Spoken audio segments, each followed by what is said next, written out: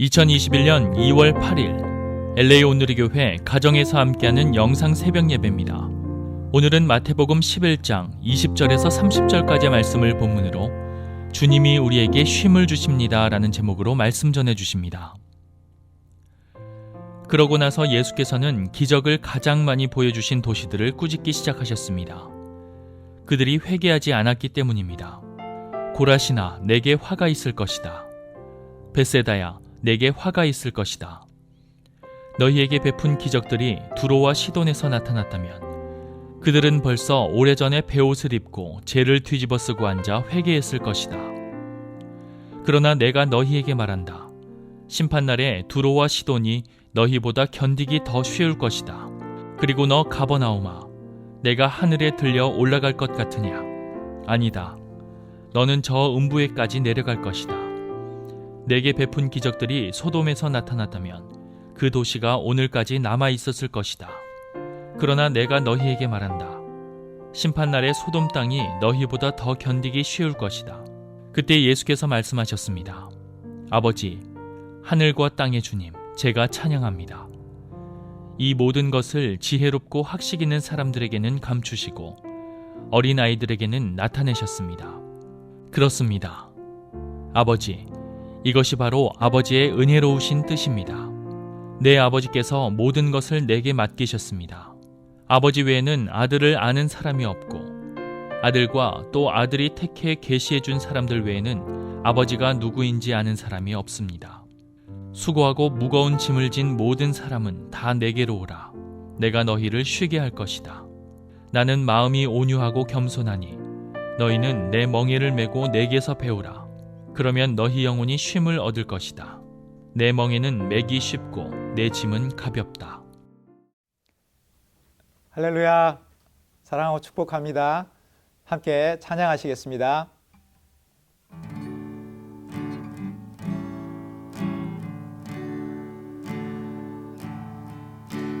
내 안에 가장 귀한 것 예수를 알미라.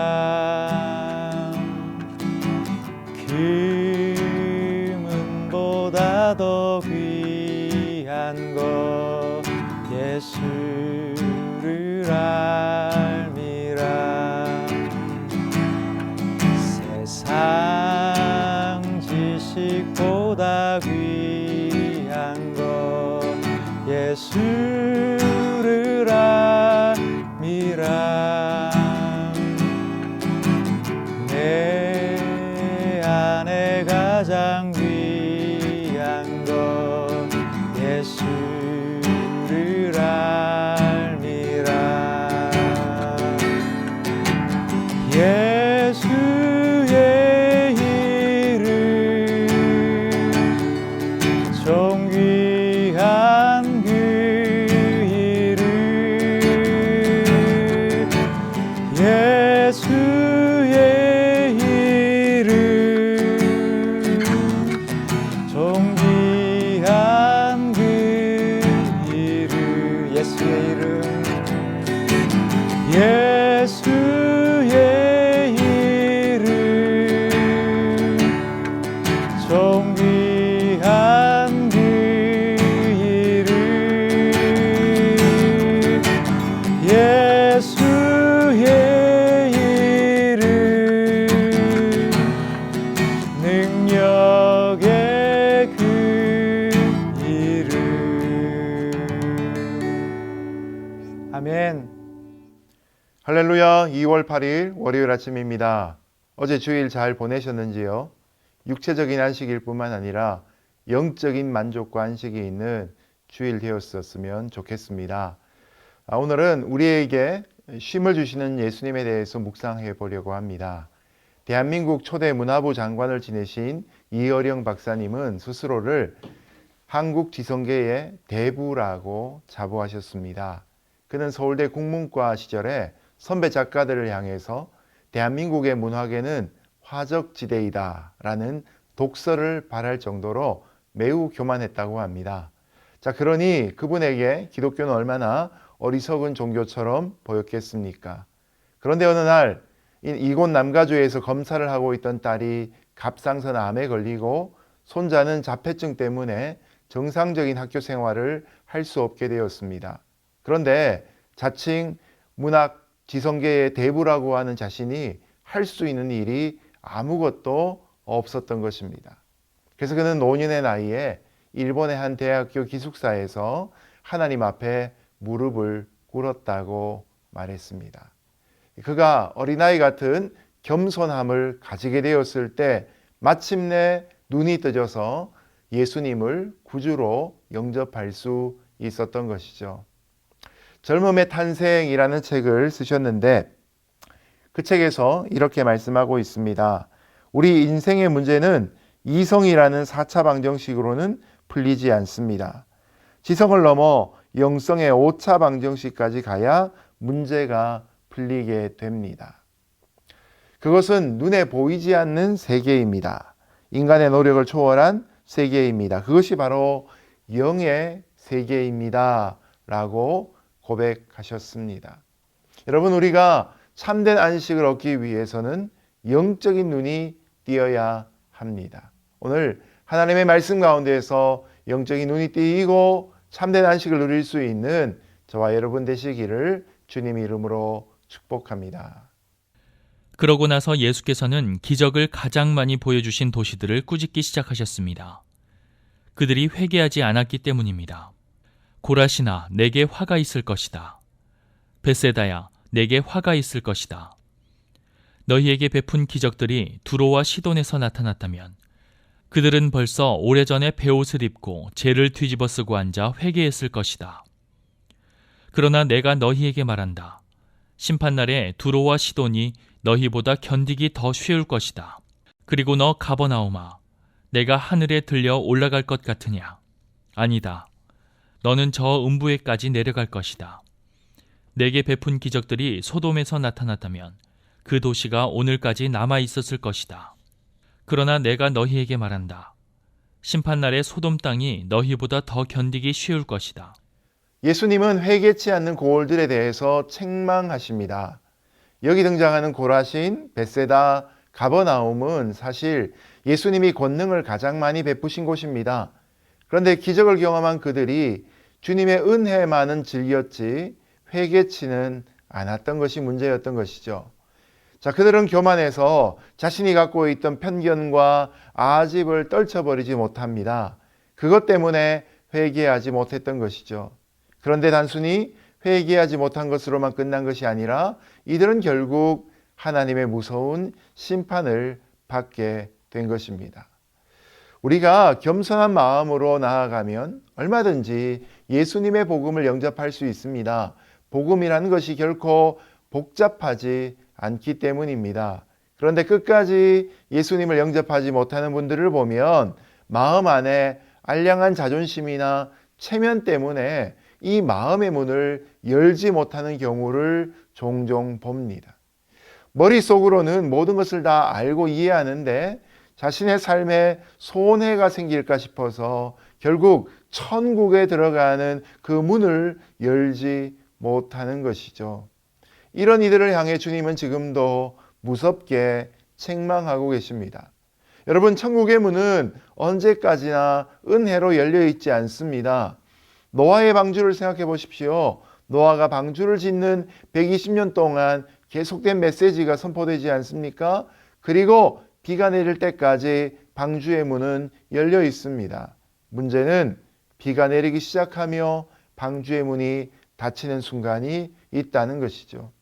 어쩌면 우리의 평생을 통해서 하나님이 우리를 향해 내게로 다가오라고 말씀하십니다. 그리고 사람들을 보내어 전도에 관한 말씀을 듣게 하십니다. 내 건강이 충분하고 재력도 있고 뭔가 할 만할 때에는 굳이 하나님을 필요치 않아서 그 열린 문을 향해 들어가지 않는 교만이 계속되어지는 것이죠. 그러나 어느 날 그 문이 닫힐 수도 있는 것이죠. 그날에는 자기 생각을 고집하며 교만을 떨었던 사람들은 슬피 울며 이를 가는 일이 있게 되는 것입니다. 있는 모습 그대로 주님 앞으로 나아갈 수 있는 저와 여러분 되시기를 예수님 이름으로 축복합니다. 그때 예수께서 말씀하셨습니다. 아버지, 하늘과 땅의 주님, 제가 찬양합니다. 이 모든 것을 지혜롭고 학식 있는 사람들에게는 감추시고 어린아이들에게는 나타내셨습니다. 그렇습니다. 아버지, 이것이 바로 아버지의 은혜로우신 뜻입니다. 내 아버지께서 모든 것을 내게 맡기셨습니다. 아버지 외에는 아들을 아는 사람이 없고 아들과 또 아들이 택해 계시해 준 사람들 외에는 아버지가 누구인지 아는 사람이 없습니다. 앞선 말씀에서 예수님은 교만하고 완악한 사람들로 인해 마음이 몹시 상하셨습니다. 그러나 이때 예수님은 제자들을 바라보시고 큰 힘과 위로를 받으셨습니다. 그래서 이렇게 감사기도 하셨던 것이죠. 여기 등장하는 지혜롭고 학식이 있는 사람들은 스스로 지혜롭다고 생각하는 교만한 사람들입니다. 눈에 보이는 건 그 세계가 전부인 줄로 알고 눈에 보이지 않는 영적인 세계에 대해서는 전혀 배우지 않으려고 하는 사람들입니다. 이들은 결국 영적으로 눈이 가려져 있고 귀가 닫혀져 있어서 아무것도 보지 못하고 아무것도 듣지 못합니다. 그러나 하나님 앞에 지금 예수님이 감사하고 있는 대상들인 이 제자들은 어린아이라고 칭함을 받습니다. 여기 나오는 어린아이는 자신의 부족함을 알고 간절한 영적인 소원을 가지고 배우려고 하는 겸손한 자들입니다. 이들에게는 위로부터 하나님의 지혜와 계시의 영이 임해서 하나님이 어떤 분이신지를 알게 되는 것이죠. 여러분, 우리 주변에 있는 어린아이들을 한번 보십시오. 순수한 아이들은 뭔가를 발견하면 비록 작은 것이라 할지라도 그 기쁨을 주체하지 못합니다. 그리고 자랑합니다. 그러면 우리의 마음도 퍽 행복해지는 것이죠. 자기 스스로 지혜롭다고 여기는 사람에게는 이런 기쁨과 감격을 찾아볼 수가 없는 것입니다. 이런 사람들에게는 결국 하나님이 천국의 보화를 감추어 두시는 것이죠. 그러나 어린아이와 같으면 모든 것이 하나님의 기쁨인 것을 발견하게 되는 것입니다. 영적인 아하 모멘텀이 계속 되어질 수 있는 것이죠. 여러분, 우리의 신앙의 연수가 더해질수록 우리 중심이 더 순박해지고 열정적이 될 수 있기를 바랍니다. 신앙생활 속에 감탄사가 연발될 수 있기를 예수님 이름으로 축복합니다. 자, 그런데 오늘 이 세상을 향해 볼 때 사람들이 대부분 영적인 것에는 관심이 없는 것 같아도 이런 영적인 소원을 갖고 있는 소수의 사람들이 우리 주변에 있습니다. 진리를 찾는 구도자들이 있다는 것이죠. 그런 사람들은 인생에 닥친 위기나 모든 것이 다 채워졌지만 마음이 채워져 있지 않음으로 인해서 마치 삭개오처럼 불면의 밤을 보내고 있습니다. 여러분, 그런 소수이지만 영적인 소원을 가지고 있는, 그리고 진리를 열심히 찾고 있는 사람들에게 다가가서 예수님의 진리를 증거하고 그들의 힘과 위로가 될 수 있는 귀한 하루 되시기를 예수님 이름으로 축복합니다. 수고하고 무거운 짐을 진 모든 사람은 다 내게로 오라. 내가 너희를 쉬게 할 것이다. 나는 마음이 온유하고 겸손하니 너희는 내 멍에를 메고 내게서 배우라. 그러면 너희 영혼이 쉼을 얻을 것이다. 내 멍에는 매기 쉽고 내 짐은 가볍다. 오늘날에는 과학기술의 발달로 물질적인 풍요로움을 넉넉히 누리고 있습니다. 과거 어느 때보다도 노동시간이 짧아졌지요. 예전에는 이런 환경과 조건이 갖춰지면 사람은 더 행복해질 것이다 라고 생각을 했습니다. 그런데 여러분, 더 편해진 것은 사실이지만 그러나 사람들의 마음에는 여전히 쉼이 없습니다. 안식이 없습니다. 오히려 스트레스와 노이로제와 불안과 우울증들 때문에 고통받는 사람들이 더 늘어나 있는 것이 우리의 현실입니다. 한마디로 쉼이 없는 시대가 되어버리고 만 것이죠. 자, 이처럼 불안하고 피곤한 세상에서 참된 쉼을 얻을 수 없는 우리를 향해 예수님은 지금 초대하고 있습니다. 사람들은 누구나 자신이 세상에서 가장 수고를 많이 하는 사람이라고 생각합니다. 그런데 세상에 수고하고 무거운 짐을 지지 않고 살아가는 사람이 그 누구가 있겠습니까? 저처럼 중년을 지난 사람들에게는 가장이라는 어깨에 무거운 짐이 지워져 있습니다. 그런데 여러분, 일터에 나가지 않는 사람에게도 나름의 고민이 있습니다. 여러분, 초등학생에게도 물어보면 자기 인생도 힘들다 그럽니다. 그래서 초등학교 5학년이 초등학교 3학년 동생을 향해서 너 인생이 얼마나 힘들지 알아? 이라고 말하는 것이 오늘날 세상의 모습입니다. 자, 모두가 이렇게 느끼고 있는 인생의 짐 어떻게 해서 시작이 된 것입니까? 바로 아담과 그 아내가 하나님과의 약속을 일방적으로 깨뜨려 버리고 에덴 동산에서 쫓겨난 그때부터 사람은 수고하고 무거운 짐을 지기 시작했던 것입니다. 그때부터 인간은 얼굴에 땀방울을 흘려야 종신토록 수고하며 겨우 먹고 살 수 있었던 것이죠. 여성들은 아이들을 출산해야만 하는 고통을 갖게 된 것입니다.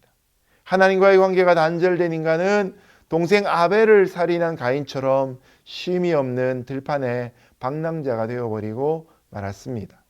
그런데 이런 우리를 향해 예수님은 내게로 오기만 하면 무거운 짐을 대신 져 주시겠다는 참된 쉼으로 초청하고 계십니다.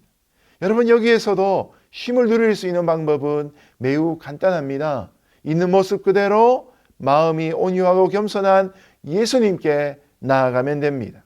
그러면 예수님이 만들어주신 멍에를 메고 예수님과 함께 배울 수 있는 길이 열리게 되는 것이죠. 멍에란 것이 소가 쟁기나 달구지를 끌 수 있도록 힘을 받쳐주는 역할을 합니다. 이 멍에가 어깨에 잘 맞지 않으면 무겁게 느껴지고 소가 제대로 힘을 쓸 수가 없습니다. 그러면 밭을 가는 내내 어깨에 상처가 날 수밖에 없는 것이죠. 그런데 목수이셨던 예수님은 그 소의 골격을 단번에 아시고 그것에 맞는 그 멍에를 만들어 주시는 것이죠. 그러므로 여러분, 예수님, 우리의 주인이신 예수님께서는 우리 인생의 골격을 잘 알고 계십니다. 우리의 성품도 아시고 우리의 장점뿐만 아니라 단점도 알고 계십니다. 그래서 우리에게 잘 맞는 인생 멍에를 맡겨 주시는 것이죠. 그래서 예수님과 함께 지는 사명은 결코 무겁지 않은 것입니다. 오늘도 주님 앞에 나아가서 인생의 문제를 고백하며 자신이, 아니 세상이 내게 메워준 멍에가 아니라 주님의 멍에를 맬 수 있는 저와 여러분 되기를 예수님 이름으로 축복합니다. 종교개혁자였던 존 칼빈은 우리가 주님의 멍에를 매는 것은 주님께 내 인생의 주도권을 맡기는 것이라고 표현을 했습니다. 여러분, 소가 멍에를 어깨에 매면 주인의 손에는 고삐가 쥐어지게 됩니다. 주인이 이리로 가자 라고 말하는 곳을 향해 갈 때 소는 가장 최고의 효율을 올릴 수 있고 가장 평안한 길로 갈 수 있는 것이죠. 소가 볼 수 없는 것을 주인이 보고 이끌어 갈 수 있는 것이죠. 그리고 배불리 먹여주는 쉼이 찾아올 수 있는 것입니다. 오늘도 우리가 인생의 고삐를 우리 주님의 손에 맡길 수 있는 귀한 하루가 되기를 예수님 이름으로 축복합니다. 자, 오늘 이 영상 예배가 끝나고 나면 백지를 한 장 꺼내 보십시오. 거기다가 내가 오늘 주님께 맡겨야 될 것이라고 적으시고 하나씩 내 마음에 느끼는 부담들을 기록해 보십시오.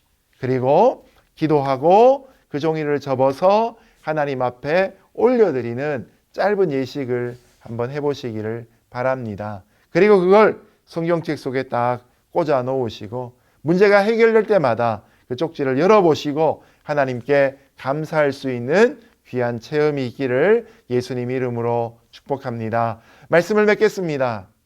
여러분, 피곤한 인생이라고 해서 일이 없어진다면 안식을 누릴 수 있을까요? 쉼이란 것은 오래 잠을 잔다고 해서 우리에게 허락되어지는 것은 아닙니다. 우리가 하나님의 부르심에 순종하고 하나님의 말씀에 따라서 걸어갈 때 오히려 하나님의 일을 하면서 우리의 성품과 우리의 삶 속에서 예수님을 닮은 것이 많아질 때 우리 영혼이 비로소 참된 쉼을 얻을 수 있습니다. 오늘도 진리를 알지니 진리가 너희를 자유케 하리라. 바로 예수님의 쉼이 저와 여러분에게 부어질 수 있기를 예수님 이름으로 축복합니다. 함께 기도하겠습니다. 거룩하신 하나님 아버지, 우리가 교만과 아집으로 내가 원하는 삶을 살려고 할 때 인생의 멍해가 더욱 무겁게 아프게 느껴졌음을 깨닫고 고백합니다. 이 시간 우리 인생의 목수가 되시고 주인 되신 주님 앞에 나아갑니다. 내 죄짐을 다 맡기고 내 어깨에 맞는 새로운 멍에를 주님께 구합니다. 주여, 나를 새롭게 하여 주시고 주님의 멍에를 메고 주님을 배울 수 있는 은혜가 있게 하여 주옵소서. 예수님 이름으로 기도드렸습니다. 아멘.